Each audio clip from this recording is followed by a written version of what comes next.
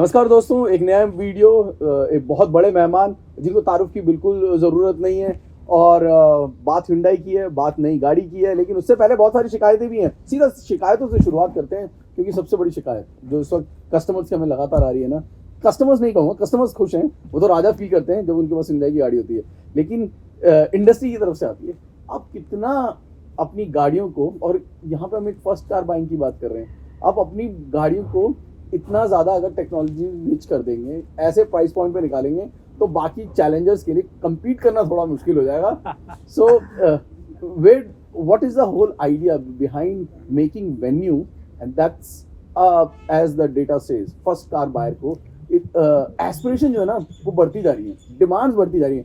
तो आप सारी डिमांड्स मीट करने वाले हैं या कहीं पे छोड़ने वाले हैं? थैंक यू सैम, पहले तो मेरे को यहाँ आमंत्रित करने के लिए।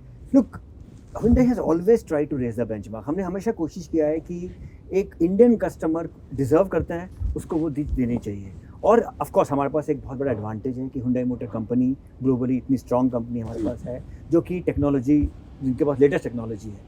तो राइट फ्रॉम द टाइम जब हम यहाँ पे आए थे 1998 में, सेंट्रो हमने लॉन्च किया था, हमने हमेशा बेंचमार्क बढ़ाने की कोशिश की है। ऑफ कोर्स वेन्यू की बात करें, 2019 में जब वेन्यू लॉन्च हुई तो कॉम्पैक्ट एसयूवी सेगमेंट एक बेसिक सेगमेंट होता था। हमने ब्लू लिंक लेके आए, जो जिसने कनेक्टिविटी दी, टर्बो इंजन लेके आए। आज 2022 में हमने दोबारा से उन बेंचमार्क को बढ़ाने की कोशिश की है, और थैंक यू इस एप्रिसिएशन के लिए। मैं इस एप्रिसिएशन कहूँगा। आज 40 नए फीचर्स लेके आए हैं, 60 से ज़्यादा ब्लू लिंक के फीचर्स हैं, इसमें कनेक्टिविटी फीचर्स हैं। आप देखिए, स्पेस की बात करते हैं, पावर सीट दी गई है ड्राइविंग में, पीछे रिक्लाइनिंग हमने ऑप्शन दिया है, हमने जो स्कूप दिया है जिसकी वजह से लेग रूम बढ़ गया है, थाई सपोर्ट अच्छा है, होम टू कार एलेक्सा और गूगल दिया गया है। और जो यंग कस्टमर है हमारा, हमने पाया कि थोड़े से इम्पेशेंट हैं, वो देखते हैं कि यार रिस्पॉन्स इमीडिएट आना चाहिए, तो हमने कुछ फीचर्स को एम्बेड कर दिया है कि आपने बोला कि ओपन सनरूफ, तो फटाफट वो सनरूफ ओपन हो जाए।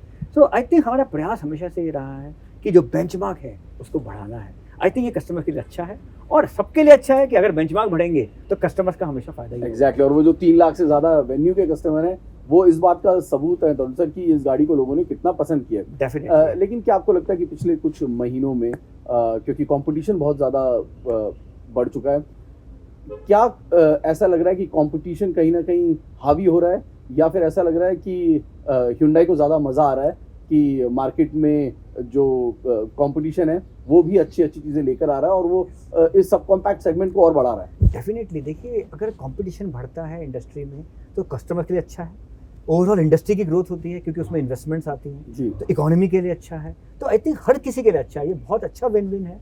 जहाँ तक अगर आप पिछले कुछ महीनों की बात करोगे, obviously because of semiconductor crisis कहीं ज़्यादा उनका असर आ रहा है, जिसकी वजह से हम सप्लाई उतनी नहीं कर पा रहे हैं। आज अगर हम Hyundai की बात करते हैं, लगभग 1,35,000 बैक ऑर्डर है मेरे पास कस्टमर्स का। तो मुझे भी अच्छा नहीं लगता है कि इतनी वेटिंग होना, बट हमारा प्रयास पूरा जारी है। मैं कहूँगा कि कुछ इम्प्रूवमेंट है, लेकिन मैं ये नहीं कह सकता कि हाँ हम पूरी तरह से सेमीकंडक्टर क्राइसिस से बाहर आ गए हैं। बट येस, वेन्यू की बात करें, लगभग 21,000 बुकिंग ऑलरेडी आ चुकी है। तो हमारा डेफिनेटली ये प्रयास रहेगा कि हम जल्दी से जल्दी इन बुकिंग्स को सर्व करें। वेन्यू पे वापस आएंगे, लेकिन सेमीकंडक्टर की बात उठी है तो पूछना लाजमी है कि अगले 2-4 महीने आप कैसे देखते हैं, क्योंकि सेमीकंडक्टर का जो इशू है, इट्स ऑल अबाउट प्लानिंग। किस तरह से किट्स के लिए ऑर्डर दिए जाते हैं, इन सब पर बहुत कुछ डिपेंड करता है, और ये आंकलन आपसे अच्छा शायद कोई नहीं लगा सकता। तो आने वाला आंकलन आपका कैसा है? आने वाले अगर मैं 6 महीने या 7 महीने की बात करूं, तो किस तरह के ऑर्डर बुक आपकी तरफ से जा चुकी है और कहां पर आपको लग रहा है कि परेशानी हो सकती है? क्योंकि ग्लोबली भी हम देख रहे हैं कि थोड़ा प्रेशर है, क्योंकि इंडस्ट्री भी सुन रही है तरुण सर, और वो भी जानना चाहेंगे कि एज ए लीडर इस वक्त आपका आंकलन क्या होगा? बहुत अच्छे सवाल किए आपने। 2 सवालों में मैं बांटना चाहूँगा। एक आपने डिमांड की बात की है और एक आपने सप्लाई की बात की है। तो डिमांड की बात करते हैं तो आप बिल्कुल सही कह रहे हैं। अगर आप देखिए तो इन्फ्लेशन बढ़ रहा है, RBI ने भी पहले 40 बेसिस पॉइंट और फिर 50 बेसिस पॉइंट से रेट बढ़ाया है, फेड ने भी बढ़ाया है रेट, जो कि पिछले बहुत सालों में इतना हाई रेट कभी नहीं किया है फेड ने। तो डेफिनेटली ग्लोबल चैलेंजेस हैं, geopolitical crisis, war crisis, fuel prices high हैं, सो जिसकी वजह से हो सकता है कि डिमांड पे थोड़ा सा विपरीत असर आए। मगर हमने ये भी देखा है कि पिछले कुछ सालों में कि इंडिया काफ़ी हद तक अपने आप को आइसोलेट कर पाया है, क्योंकि हमारी इकोनॉमी काफ़ी हद तक डोमेस्टिक कंजम्पशन पे डिपेंड करती है और काफ़ी आत्मनिर्भर भारत के तहत भी बहुत कुछ काम हो रहा है। रूरल इकनॉमी और मॉनसून अच्छे होते हैं तो रूरल इकनॉमी बहुत स्ट्रॉन्ग रहती है। तो इन सब वजह से हमारी ये उम्मीद है कि इंडिया पे असर कम रहेगा। आज की बात करें, आपने बात की पिछले अगले कुछ महीनों की, ऑर्डर बुक बहुत ही स्ट्रांग है और डिमांड कंटिन्यूसली स्ट्रांग दिख रही है, बट हमें फिर भी नज़र रखनी होगी इन आंकड़ों पर और कंटिन्यूसली एक कॉशियस उसमें चलना पड़ेगा। जहाँ तक सेमीकंडक्टर की बात है, मैं ये कहूँगा कि यस, काफ़ी इंप्रूवमेंट हो चुकी है, बट अभी थोड़ा सा पेन और बाकी है, क्लियरली थोड़ा सा पेन और बाकी है, और हमें उम्मीद है कि अगले साल में प्रॉब्लम जो है काफ़ी हद तक दूर हो जानी चाहिए। Hyundai जो है करीब 2 साल तक SUV सेगमेंट का बादशाह रहा है।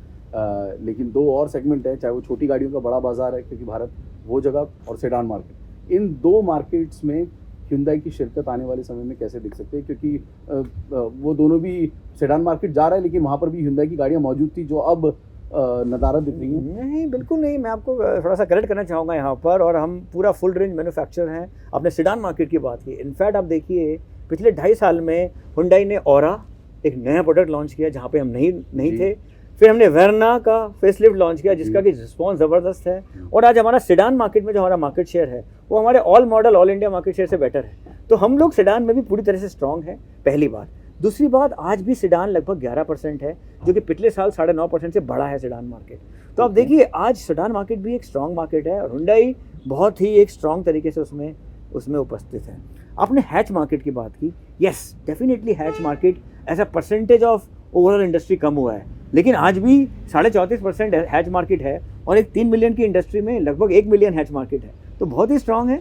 और ऑरा, अगर हम बात करें हैच मार्केट की, तो न्योस है या i20 है। तो न्योस हमने लॉन्च किया, न्योस में हमने CNG निकाला, और आज ऑरा और न्योस CNG मिला के लगभग 5-5.5 हज़ार गाड़ी हमारी CNG बिक रही है। उसके अलावा हमने i20 का नया मॉडल निकाला है, N लाइन निकाला है। तो हमारी तरफ से कोई भी मॉडल में जैसे कह सकते हैं कि हम ये नहीं कह सकते कि हमने उस सेगमेंट को नेगलेक्ट किया है, मगर एक चीज़ बहुत इंपॉर्टेंट है कि कस्टमर के ट्रेंड को देखना बहुत ज़रूरी है। तो आज जब कस्टमर का ट्रेंड बड़ी क्लियरली SUV की तरफ आ रहा है, तो डेफिनेटली ज़्यादा मॉडल लॉन्चेज SUV में होंगे। एट द सेम टाइम जहाँ जहाँ पे अपॉर्चुनिटी है, चाहे वो सेडान है चाहे वो हैच है, Hyundai पीछे नहीं हटेगा, और हम लोग अपने मॉडल्स वहाँ पर लॉन्च करते रहेंगे, हम लोग मॉडल चेंजेस करते रहेंगे, हम लोग नए फ्यूल के ऑप्शन देते रहेंगे। तो Hyundai के पास टेक्नोलॉजी की कोई कमी नहीं है, और जहाँ ज़रूरत होगी हम वहाँ पर मॉडल लॉन्च करेंगे। सर, आपने अब इतनी अच्छी बातें कर दी, आपने टेक्नोलॉजी की बात कर दी है, वो हम जानते हैं आपकी सभी गाड़ियों में दिख रहा है। आपने फ्यूल ऑप्शन की बात करी है, तो अगला सवाल फ्यूल ऑप्शन की तरफ जाएगा। अब फ्यूल ऑप्शन में इलेक्ट्रिक की तरफ सभी की नज़र है। अब तो ओला भी कह रही है कि सेडान मार्केट में शिरकत करने जा रही है इलेक्ट्रिक गाड़ी के साथ, ऐसे कयास लगाए जा रहे हैं। तो आपकी तरफ से आप बता चुके हैं कि 2025 में आपकी पहली गाड़ी जो है वो, हमने बताया कि 2028 तक हमारी 6 बैटरी इलेक्ट्रिक व्हीकल्स आ जाएंगी। दूसरा हमने बताया कि इस साल हमने आयोनिक 5 जो कि world car of the year है, वो भी हम इंडिया में उतारने का ऐलान कर चुके हैं, जो कि हमारे लिए बहुत ही मैटर ऑफ प्राइड है कि जो इतनी शानदार गाड़ी जिसे world car of the year मिला है, वो अब इंडियन कस्टमर्स को मिलेगी इस साल के H2 में। World car of the year की बात उठा ली, तो सबसे बड़ा सवाल एज ए CBU आएगी या लोकली मैन्युफैक्चर? देखिए, अभी हम इन सब चीज़ों को हम लोग सही वक्त पे अनाउंस करेंगे, और हम लोग सब कुछ इसमें देख रहे हैं कि स्टडी कर रहे हैं कि क्या बेस्ट तरीका उतारने का।